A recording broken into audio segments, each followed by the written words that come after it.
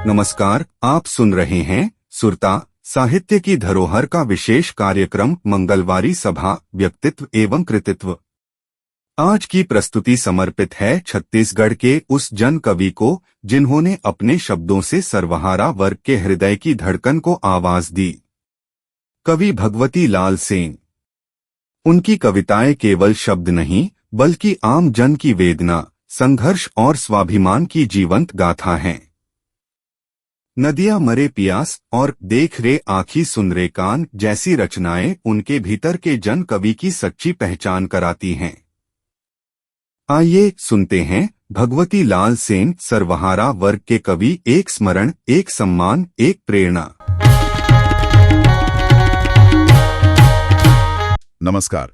आज हम एक ऐसे कवि के संसार में उतर रहे हैं जिनकी कलम ने, जिनकी लेखनी ने छत्तीसगढ़ी साहित्य को एक गहराई दी, एक धार दी। हम बात कर रहे हैं स्वर्गीय भगवती लाल सेन की। वो सिर्फ एक कवि नहीं थे, बल्कि अपने समय की, आप कह सकते हैं, धड़कती हुई आवाज थे। एक बहुआयामी सृजनधर्मी साहित्यकार। बिल्कुल। हमारी आज की ये बातचीत आधारित है डुमन लाल ध्रुव जी के एक लेख पर। इसका शीर्षक है भगवती लाल सेन, साहित्यकारों की दृष्टि में सर्वहारा वर्ग के कवि। ये लेख सुरता इन वेबसाइट पर प्रकाशित हुआ था और इसमें सेन जी की जिंदगी, उनका काम और उस समय के जो दूसरे साहित्यकार थे वो उनके बारे में क्या सोचते थे, इस पर रोशनी डाली गई है। जी हाँ, ये एक अच्छा स्रोत है उनके बारे में जानने के लिए। तो हमारा मकसद यही है कि इस स्रोत के जरिए हम भगवती लाल सेन के साहित्यिक योगदान को समझें, उनके व्यक्तित्व की जो परतें हैं उनको देखें और छत्तीसगढ़ी साहित्य में उनकी जो खास जगह है उसको महसूस करें। तो चलिए इस सफर पर निकलते हैं, उनके जीवन और विचारों को थोड़ा और करीब से जानने की कोशिश करते हैं। जरूर। भगवती लाल सेन जी का जन्म हुआ 23 मई 1930 को धमतरी जिले के एक गांव देमार में और उनका देहांत हुआ 8 अगस्त 1981 को रायपुर में। उनका ज्यादातर वक्त धमतरी में ही बीता। और ये बात मुझे बड़ी दिलचस्प लगी कि पेशे से वो एक केशकर्ता थे, मतलब नाई का काम करते थे। हाँ, ये बहुत खास बात है। सोचिए, रोज की जिंदगी की जो जद्दोजहद होती है उसके बीच उन्होंने अपना पूरा जीवन साहित्य साधना में लगा दिया। बिल्कुल। और ये कोई सिर्फ शौक वाली बात नहीं थी। उन्हें साहित्य से लगाव एक तरह से कह सकते हैं विरासत में मिला था। उनके पिताजी स्वर्गीय श्री शंकर लाल सेन वो खुद स्वतंत्रता संग्राम सेनानी थे। अच्छा। तो घर में शायद वो माहौल रहा होगा।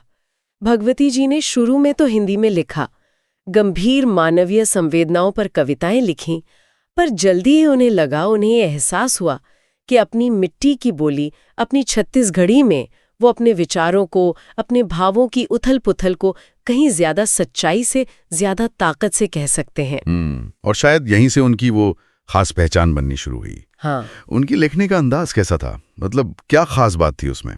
देखिए, यहाँ ये बात अहम है कि सेन जी ने वो विषय चुने जिनका सीधा ताल्लुक, सीधा वास्ता आम आदमी की जिंदगी से था, समाज की सच्चाइयों से था। उनकी कविताएं कोरी कल्पना नहीं थी, वो जमीन से जुड़ी हुई थीं।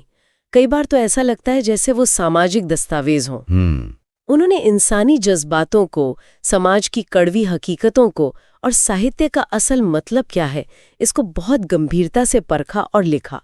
उनकी कविताओं में हमेशा एक बेहतर कल बनाने की इच्छा दिखती है, एक नव निर्माण की आवाज सुनाई देती है। और भाषा कैसी थी? क्या पढ़ने में मुश्किल थी आम पाठक के लिए? नहीं, बिल्कुल नहीं, बल्कि यही तो उनकी खूबी थी। शब्दों को चुनने में वो बहुत सावधान रहते थे, लेकिन उनकी शैली, उनका स्टाइल एकदम सहज था, सरल था, जैसे नदी बहती है ना, वैसे। अच्छा। आम पाठक भी उनकी बात आसानी से समझ सकता था, उनसे जुड़ सकता था। उनकी जो व्यंग वाली कविताएं हैं उनमें कटाक्ष तो है, पर साथ में एक गहरी सोच भी है। और जो भावनात्मक कविताएं हैं वो तो सीधे दिल को छू लेती हैं। ये संतुलन बनाना आसान नहीं होता। हाँ, ये बात तो है। उनकी 2 किताबें बहुत मशहूर हैं, नदियां मरे प्यास और देख रे आँखी सुन रे कान। जी। ये नाम ही अपने आप में कितने गहरे लगते हैं, सोचने पर मजबूर करते हैं। नदियां मरे प्यास, ये तो एक विरोधाभास जैसा है। हाँ, बिल्कुल। और ये शीर्षक ही उनकी नजर को, उनकी दृष्टि को दिखाता है। नदी जो जीवन देती है, अगर वही प्यासी मर रही है तो ये समाज की किस गहरी प्रॉब्लम, किस विडंबना की तरफ इशारा कर रहा है। शायद संसाधनों का बंटवारा ठीक नहीं है, या शायद हम प्रकृति के प्रति संवेदनहीन हो गए हैं। और इसी तरह देख रे आँखी सुन रे कान, ये तो सीधा सीधा पुकार है, जगाने की कोशिश है कि भाई अपनी आंखें खोलो, अपने कान खुले रखो, समाज में जो हो रहा है उसे देखो, उसे समझो।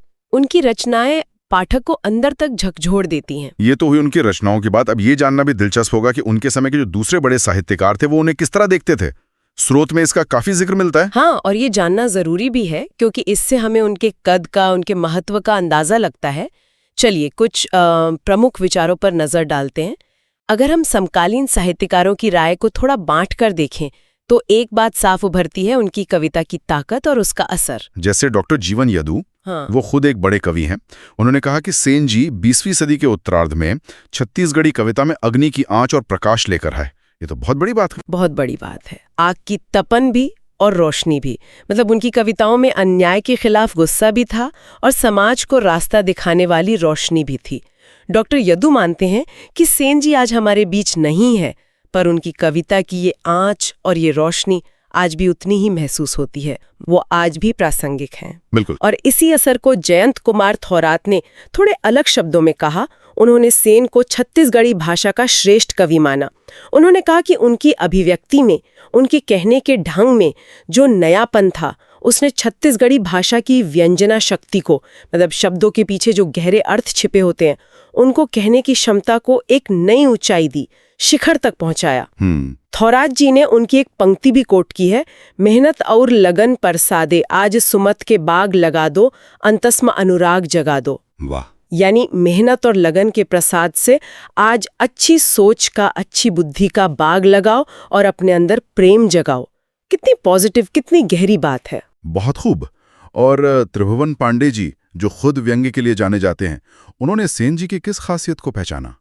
पांडे जी ने उनकी उस बेबाकी को, उस निडरता को पहचाना जिससे वो इंसानी किस्मत के खिलाफ जो साजिशें होती थीं उनको उजागर करते थे।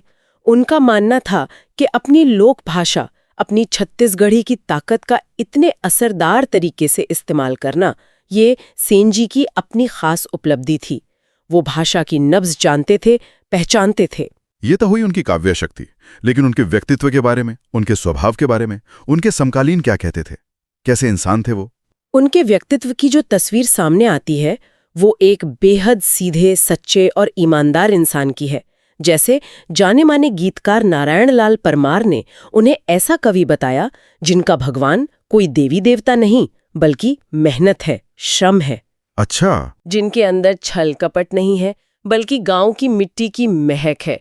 जिनका व्यक्तित्व एकदम सहज है, बनावटीपन से कोसों दूर, और जो अपनी बोली छत्तीसगढ़ी के लिए पूरी तरह से समर्पित है। परमार जी ने उन्हें सचमुच एक निश्चल, जीवंत और प्यारा कवि कहा। और यही बात शायद लक्ष्मण मस्तूरिया जी ने भी कही है ना? हाँ, वो कथनी और करनी की एकता वाली बात। हाँ बिल्कुल। लक्ष्मण मस्तूरिया जी ने इसी ईमानदारी पर जोर दिया। उन्होंने लिखा कि आजकल साफ मन का खरा इंसान मिलना बड़ा मुश्किल है, पर सेन जी की याद आते ही समझ आता है कि 100% खरे इंसान की कथनी और करनी में कोई फर्क नहीं होता। मस्तूरिया जी ने उनकी तुलना किसान मजदूर के निर्मल स्वभाव से की। ये दिखाता है कि उनका जीवन और उनकी कविताएं अलग अलग खांचे नहीं थे, उनमें एक गहरी सच्चाई थी, एक ईमानदारी थी। और सुरजीत नवदीप जी ने उनके अंतिम संस्कार का जो वर्णन किया है वो भी उनके व्यक्तित्व और लोगों के दिलों में उनकी जगह को दिखाता है। हाँ, वो बहुत ही मार्मिक वर्णन है। नवदीप जी लिखते हैं कि उस दिन नदी उदास थी, चारों तरफ रेत फैली थी और सब भारी मन से लौट रहे थे। वहां इतनी भीड़ थी और उस भीड़ में कई लोग ऐसे भी थे जो सेन जी से कभी मिले नहीं थे, सिर्फ नाम से जानते थे। ये किसी इंसान के प्रति कितना गहरा प्यार और सम्मान दिखाता है कि लोग सिर्फ नाम सुनकर, उनकी रचनाओं से प्रभावित होकर उन्हें आखिरी विदाई देने पहुंच गए थे। और रायपुर के कवि बसंत दीवान का वो कथन तो जैसे उस दर्द को, उस पीड़ा को आवाज दे देता है। धमतरी के मित्रों ने मुझे जीता जागता भगवती बाई सौंपा था, मैंने उन्हें नम आंखों से निष्प्राण भगवती बाई लौटा दिया। ये उनके आपसी रिश्तों की गहराई को और सेन जी के जाने के दुख को बताता है। बिल्कुल, ये सारी बातें मिलकर एक ऐसे इंसान की तस्वीर बनाती हैं जो न सिर्फ अपनी कलम में सच्चा था बल्कि अपनी जिंदगी में भी खरा था, सच्चा था और लोगों से गहराई से जुड़ा हुआ था। अब जरा उनके जनकवि वाले पहलू पर आते हैं। कई लोगों ने उन्हें जनकवि कहा, इसका क्या मतलब है? देखिए, जन कवि यानी जनता का कवि, वो कवि जो आम आदमी के सुख दुख को, उसकी पीड़ा को, उसकी उम्मीदों को अपनी आवाज दे। रंजीत भट्टाचार्य ने उन्हें इसीलिए जन कवि कहा क्योंकि सेन जी ने छत्तीसगढ़ की पीड़ा को, वहां के लोगों के दर्द को ही अपनी रचना का आधार बनाया। और डॉक्टर सुरेश देशमुख ने बताया कि कैसे चिंदेनी गोंदा जैसे जो लोकमंच थे, वहां सेन जी के लिखे गीत जय गंगान के जरिए समाज की, अर्थव्यवस्था की, राजनीति की जो बिगड़ी हुई शक्लें थीं, उन पर चोट की जाती थी। हाँ, और ये गीत बसदेवा लोकगीत की तर्ज पर था, मतलब लोक शैली में गंभीर सामाजिक बात कहना। बिल्कुल। और इसी से जुड़ती है साहित्यकार कुमेश्वर कुमार की बात, जो मुझे बहुत अहम लगती है। वो कहते हैं कि सेन जी भले ही स्कूल में सिर्फ चौथी कक्षा तक पढ़े थे, उन्होंने शायद बहुत सारी किताबें ना पढ़ी हों, पर उन्होंने जिंदगी के स्कूल में बहुत कुछ पढ़ा था, बहुत कुछ महसूस किया था। सही कहा। उन्होंने अंग्रेजों के जमाने का डर देखा, फिर आजादी के बाद भी किसानों मजदूरों की वही हालत देखी, जमींदारों का शोषण देखा। ये सारे अनुभव, ये भोगा हुआ सच ही उनकी कविताओं का रॉ मटेरियल बना। अगर इसे बड़े पैमाने पर देखें तो ये बात साहित्य के स्रोत पर ही सवाल उठाती है कि सच्चा साहित्य सिर्फ किताबी ज्ञान से नहीं आता, वो जिंदगी के गहरे अनुभवों और संवेदनाओं से जन्म लेता है। हाँ, ये बात तो है। अच्छा, रवि श्रीवास्तव जी का वो जबलपुर वाले अधिवेशन का किस्सा भी शायद इसी से जुड़ता है, जहां बड़े बड़े विद्वान लेखक थे और सेन जी। हाँ, वो किस्सा भी बड़ा दिलचस्प है। भिलाई के व्यंग्यकार रवि श्रीवास्तव बताते हैं कि प्रगतिशील लेखक संघ का राष्ट्रीय अधिवेशन था जबलपुर में। नागार्जुन, भीष्म साहनी, परसाई, A.K. हंगल जैसे बड़े बड़े दिग्गज लेखक आए थे। सेन जी भी वहां थे। दिन भर गंभीर बौद्धिक बहसें चलती थीं। श्रीवास्तव जी कहते हैं कि सेन जी इन बहसों से थोड़ा थक जाते थे। शायद उन्हें वो किताबी या बहुत ज्यादा सैद्धांतिक बातें उतनी अपील ना करती हों, लेकिन उनका उत्साह कम नहीं होता था। वो उनके जीवन का सबसे बड़ा साहित्यिक जमावड़ा था और वो उसमें पूरी तरह से शामिल होने की कोशिश करते थे। ये उनके स्वभाव की सादगी दिखाता है। बिल्कुल, और सीखने की ललक भी। वो जमीन से जुड़े कवि थे। शायद कोरी बौद्धिकता से ज्यादा उन्हें लोगों के सीधे अनुभव, उनकी सीधी बातें ज्यादा छूती थीं। तो अगर हम समेटने की कोशिश करें तो उनकी कविताओं का मूल तत्व क्या था, उनका दर्शन क्या था? उनका काव्य, आप कह सकती हैं, एक स्वस्थ, एक खुशहाल समाज बनाने की तैयारी का काव्य था। उन्होंने जिंदगी भर समाज की बुराइयों पर, विद्रूपताओं पर लिखा, लेकिन ऐसा भी नहीं कि वो सिर्फ कड़वी बातें ही लिखते थे। हाँ। गांव की सुंदरता, प्रकृति का रूप, ये सब भी उन्हें खींचता था, जैसा कि नदियां मरे प्यास जैसी कविताओं में झलकता है। उन्होंने अपने अंदर के संघर्षों को और बाहरी दुनिया की चुनौतियों को, दोनों को बड़ी सहजता से अपनी कविताओं में उतारा। स्रोत में ये भी जिक्र है कि कभी वो कालिदास की तरह अपनी निजी भावनाएं लिखते, तो कभी जीवन साथी से साथ निभाने का वादा करते। हाँ, उनकी निजी अनुभूतियां भी उनकी कविताओं में दिखती हैं, लेकिन वो भी बहुत मर्यादित ढंग से और प्रेरणा देने वाले अंदाज में। उनके लिए उनका अपना दुख कभी बड़ा मुद्दा नहीं बना। उन्हें तो जनता का दुख, आम आदमी का दुख घेर लेता था, वही उन्हें परेशान करता था। उनकी साम्यवादी विचारधारा में आस्था थी और ये उनकी कविताओं में साफ झलकता है, जहां अक्सर मजदूरों और किसानों के संघर्ष के प्रतीक के तौर पर लाल पताकाएं फहराने का जिक्र आता है। उन्होंने महानदी हो या गंगा, सभी नदियों को पूरी शिद्दत से, पूरी निष्ठा से अपनी कविता का विषय बनाया। उनकी एक कविता का जिक्र हमने पहले भी किया था, वो अन्याय के खिलाफ खड़े होने वाली। हाँ, वो कविता तो जैसे उनकी सोच का निचोड़ है। सिखोए बर नई लागे गरु गाय लबेरीला, होमेले बर बेरा आथे, भिड़ जाथे अपन बानी बरमंत मनखे आन, बेरा आ गए है फिर हमन काबर नी सीखन अनीत ल ढेले बर। क्या बात है। मतलब गाय बैल को सिखाना नहीं पड़ता कि दुश्मन से कैसे भिड़ना है। समय आने पर वो अपने स्वभाव के अनुसार लड़ जाते हैं। हम तो इंसान हैं, अब समय आ गया है, फिर हम अन्याय का विरोध करना क्यों नहीं सीखते। कितनी सीधी, कितनी सरल भाषा में कितनी बड़ी बात कह दी। बिल्कुल, और उनकी कविताओं में व्यंग का तीखापन इसीलिए ज्यादा था क्योंकि उन्होंने छत्तीसगढ़ के गरीब मजदूरों पर, किसानों पर, जमींदारों का, सेठों का, साहूकारों का, नेताओं का अत्याचार बहुत करीब से देखा था और शायद खुद भोगा भी था। उन्हें आजादी के पहले और बाद की हालत में कोई खास फर्क नजर नहीं आया। उनके लिए भारत माता पहले भी दुखी थी, आजादी के बाद भी दुखी ही रही। क्यों? क्योंकि मजदूरों किसानों की हालत नहीं सुधरी थी। अन्न उगाने वाला किसान तब भी भूखा था, आज भी भूखा है। ये दर्द उनकी कविताओं में साफ झलकता है। और वो इतने निडर थे कि कई बार लोगों का नाम लेकर भी व्यंग्य कर देते थे, जिसकी आलोचना भी हुई होगी, जाहिर है। हाँ, ये उनकी बेबाकी का, उनकी निडरता का एक और पहलू था। वो अभिव्यक्ति के मामले में किसी लाग लपेट में यकीन नहीं रखते थे। उनका मानना था कि वो किसी के नौकर नहीं है, वो एक ईमानदार कवि हैं और सच बोलना उनका धर्म है, चाहे इसके लिए कोई भी खतरा उठाना पड़े। इससे एक अहम सवाल उठता है कि सच बोलने वाले कवि पर या सच कहने वाले किसी भी व्यक्ति पर आरोप क्यों लगते हैं? क्या ये कहीं ना कहीं समाज की या सच सुनने वालों की अपनी कमजोरी नहीं दिखाता? ये सोचने वाली बात है। जरूर है। सच अक्सर कड़वा होता है और उसे स्वीकार करने के लिए हिम्मत चाहिए। सेन जी में वो हिम्मत थी, सच कहने की भी और उसके जो नतीजे हों उन्हें भुगतने की भी। तो इन सब बातों का निचोड़ क्या है? भगवती लाल सेन की विरासत क्या है हमारे लिए?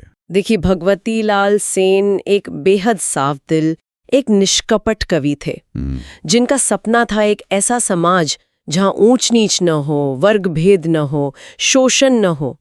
उनकी कविताओं को सही मायने में जनवादी कविता कहा जा सकता है, जहां गहरी भावनाएं भी हैं और तीखा चिंतन भी है, दोनों का सुंदर मेल है। वो जो सोचते थे वही लिखते थे और जैसा लिखते थे वैसा ही जीने की कोशिश करते थे। उनकी कथनी और करनी में भेद नहीं था। उनकी पूरी जिंदगी, उनका पूरा साहित्य समाज की बुराइयों को दूर करके एक बेहतर, एक न्यायपूर्ण जीवन की तलाश को समर्पित था। उनकी आखिरी पंक्तियां भी जैसे इसी ओर इशारा करती हैं ना। जुग के संग रेंगे मन हवे भलाई सबके, खोजो नवारद्दा नवा जुग नवा अंजोर।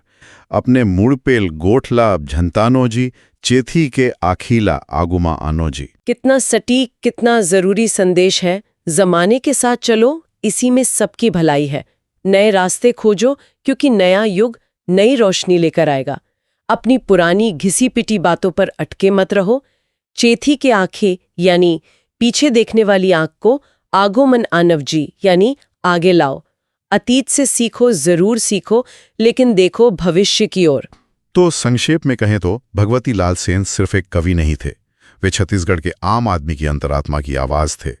एक ऐसे रचनाकार जिन्होंने अपनी कलम को अन्याय के खिलाफ एक हथियार की तरह इस्तेमाल किया और एक बेहतर, एक बराबरी वाले समाज का सपना देखा और हमें दिखाया। उनका जीवन, उनका काम हमें आज भी ईमानदारी की, हिम्मत की और आम आदमी के सरोकारों से जुड़े रहने की प्रेरणा देता है। बिल्कुल सही कहा आपने। भगवती लाल सेन का काम हमें ये भी याद दिलाता है कि साहित्य सिर्फ मनोरंजन या कलाकारी का मामला नहीं है, ये समाज का एक्सरे भी है, उसकी बीमारियों को उजागर करने का एक माध्यम भी है और बदलाव की चिंगारी जलाने का एक औजार भी हो सकता है। उनकी कविताओं में जो दर्द है, जो गुस्सा है और जो उम्मीद है, वो आज के समय में भी उतनी ही जरूरी, उतनी ही प्रासंगिक लगती है। सेन जी ने चेथी के आकी पीछे देखने वाली आंख को आगे लाने की बात कही थी। अतीत के अनुभवों से सीखकर भविष्य की ओर देखने का आह्वान। आज हम सूचनाओं और शोर के एक ऐसे युग में जी रहे हैं जहां सच और झूठ में, जरूरी और गैर जरूरी में फर्क करना कई बार बहुत मुश्किल हो जाता है। तो यहां सोचने का एक बिंदु यह है कि आज के इस कोलाहल भरे समय में हमें अपने समाज और अपने जीवन की सच्चाइयों को ठीक से देखने और समझने के लिए अपनी कौन सी आंख खोलने और उसे आगे लाने की जरूरत है, इस पर विचार जरूर कीजिएगा। आपने सुनी सुरता, साहित्य की धरोहर की मंगलवारी सभा, जहां हमने जाना उस जन कवि भगवती लाल सेन को जिन्होंने साहित्य को समाज की चेतना और संघर्ष का आईना बनाया। उनकी लेखनी ने हमें सिखाया कि कविता केवल भाव नहीं, एक क्रांति भी होती है। अगले अंक में फिर मिलेंगे किसी और रचनाकार के जीवन और कृतित्व की रोशनी के साथ। तब तक के लिए राम राम।